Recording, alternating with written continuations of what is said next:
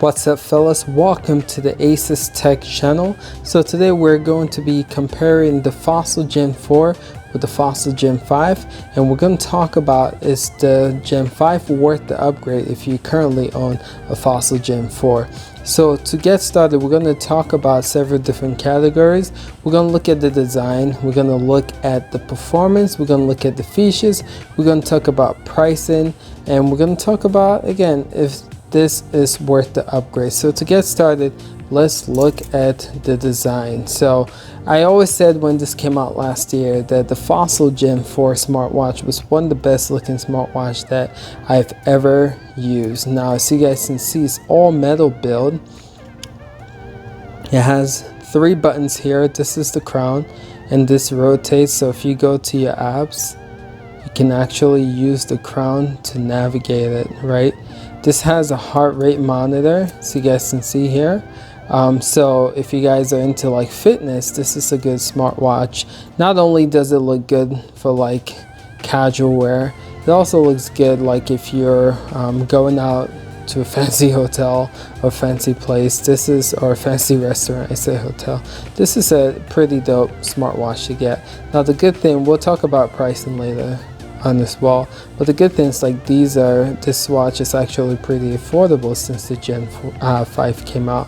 So this is the design. I hope I did a good job covering everything. All metal build, looks really good, right? Love it. This is one of my favorite looking smartwatch.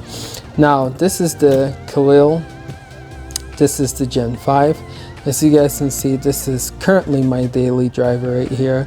It's more sporty. They have a more luxurious looking one with a metal band, but my Best Buy didn't have it, so I had to settle with this one for now. Of course, when they do have it, I'm gonna definitely upgrade to that as well. So this is the Khalil Gen 5 smartwatch. As you guys can see, all metal build here as well. But what I think is interesting though is I feel like the screen, if you compare the both of them, is actually pretty smaller. Do you guys see that? The screen is pretty small, and I feel like the bezel, personally, let me get a clear bezel here for you guys can, I don't know if you guys can see the difference, but the bezel definitely is bigger on the Gen 4 compared to the bezel on the Gen 5. So screen real estate, I feel like the Gen 4 has a bigger screen real estate than the Gen 5. But again, let's just continue looking at the Gen 5. All rubber build here. Again, you can get the metal band, and also you can customize this, right? You can just take out your metal, take out your band by adjusting these metals, and you can do the same thing with these as well. But this is definitely more complicated. As you can see, it has the metal band here that you can use to adjust. Again, Gen 4 right here, Gen 5 right here. So really loving the both of these. So we just looked at the design. Also, something to note is that this does not have a speaker compared to where this one has a speaker. So we'll talk about features in a bit, but you can clearly see the speaker of this one cut out in the side right here compared to nothing on the side of this one. All right, so we talked about the design. Personally, I feel like hands down the design of the Gen 4 looks better. I haven't seen what the metal band looks like with the Gen 5, but this is by far one of the best looking smartwatch to me. But I feel like when it comes to weight though, this weighs more than the Gen 5 does. Again, maybe it's the band that I have. This is all metal compared to rubber, but I feel like this the screen is bigger than this and weighs more than that. So when it comes to weight, I personally feel like this Gen 4 weighs more than the Gen 5. So let's talk about the performance. Hands down, when it comes to performance, I think the Fossil Gen 5 eats it for breakfast, and I'll tell you why. Because the specs that they included in the Gen 5. Now, the Gen 5 now has a 1 gig of RAM compared to 512 in the Gen 4, and this has 8 gig of storage, the Gen 5, compared to 4 gig of internal storage. So let's do some comparison real quick. Open some applications. Let's just basic application with setting. Where's the settings in this? We'll just test this out. Okay, settings right here. Oops, don't look at that, y'all. Don't want my, okay, 1 2 3. You guys see that though, right? Settings open a lot faster. Okay, let's do something like agenda. Ready? 1 2 3. You guys see how much faster? All right, let's go to the Google. All right. Oof, look at that. It's not, you see how long that took? All right, ready, set, go. Oof, ready, set, go.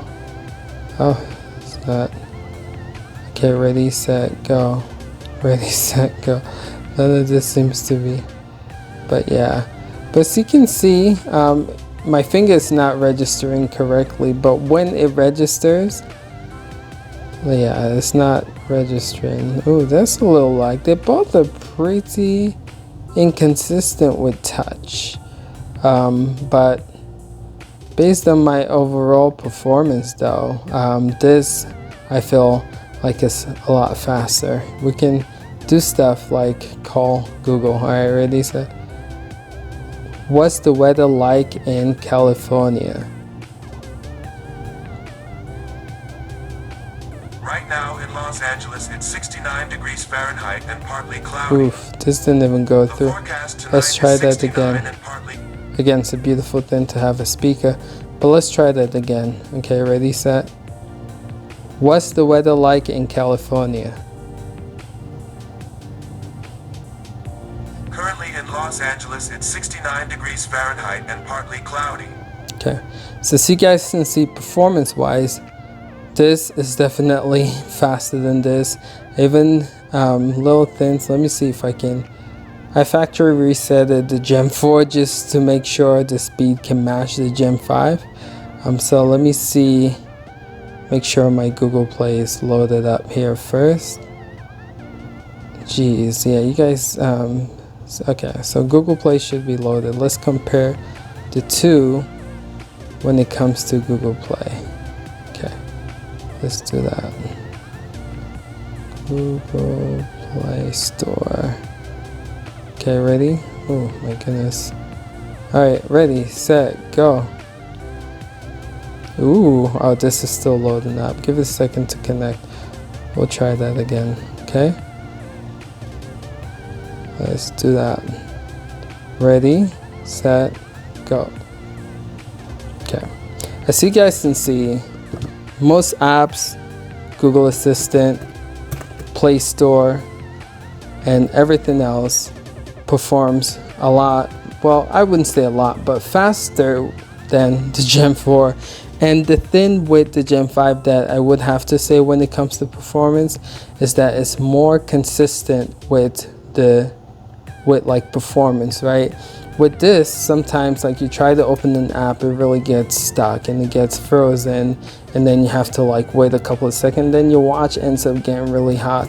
Compared to this, I see less of that, and everything is just a lot more snappier, it's a lot more faster, it's a lot more fluid and reliable. One of my biggest gripes with Wear OS is just how slow and laggy it used to be, but I have to tell you, with the 3100 chipset that's on here compared to the 21, and with the 1 gig of RAM that's on here compared to the 512, it makes a huge difference. And for those of you guys who were on the fence of whether you should get a Wear OS watch because you've experienced it before with the lag, I do have to tell you, this is night and day when it comes to performance, way better than the Gen 4 was. Okay, so just to clarify that. Now, one talk about features, right? Like I stated before, this has a speaker, and I seriously cannot stress the importance of having a speaker in the watch. You can do stuff like you guys saw when I spoke to my Google Assistant. It has a speaker to where it can talk back to you. You can actually play your Google Play music library through the smartwatch, and there's an app that lets you watch YouTube videos. I wouldn't recommend it because it's very, very laggy, but you can do that if you choose to. All right, so when it comes to features, speakers, no speakers. Now, Fossil has said that they've updated the monitor, I mean the heart rate sensor on here to be better with battery life, right? So when it's tracking your fitness, when it's tracking everything you do, it does a good job on the battery compared to this, where the heart rate is not that great, where the heart rate and battery just does not go well. Okay, sorry, trying to put that into words, but so again, better heart rate monitor than that. Okay, we talked about the chipset. This has the 3100 compared to the 2100, has a bigger memory capacity to where you can store 8 gigs on here compared to where you can store 4 gigs. So if you have music and all that stuff, you can store more on this device compared to that. Now, this is water resistance. They say you can swim with it. I haven't tried it yet, so I wouldn't recommend it. Compared to the Gen 4, they said you can splash water in it, but I remember they weren't like officially confirming that you can swim with it. So if you want to swim with the watch, this is on the website saying that you can. So that's that. And I'm trying to see if I'm forgetting anything else when it comes to features.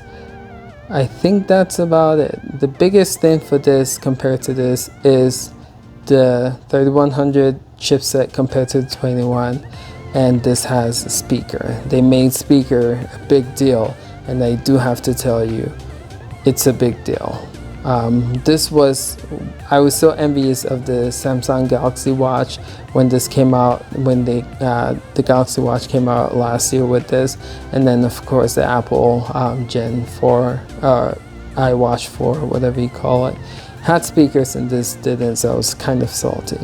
So we talked about features. Now let's talk about price, and I'll give you guys my overall verdict, right? So pricing right now, this is $300. We know that Fossil, they run promotions to where like every holiday they do have sales. Right now, actually, there's currently a sale for the Gen 4 for like $180 in the Fossil website, which is pretty.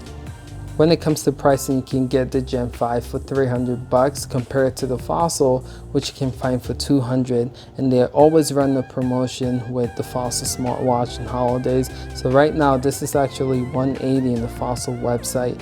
But you know, if you wait until like Black Friday, I'm sure Fossil will hold another sale to where you'll be able to get this for like $250 or $220 or $230. Fossil they do an incredible job when it comes to running sales.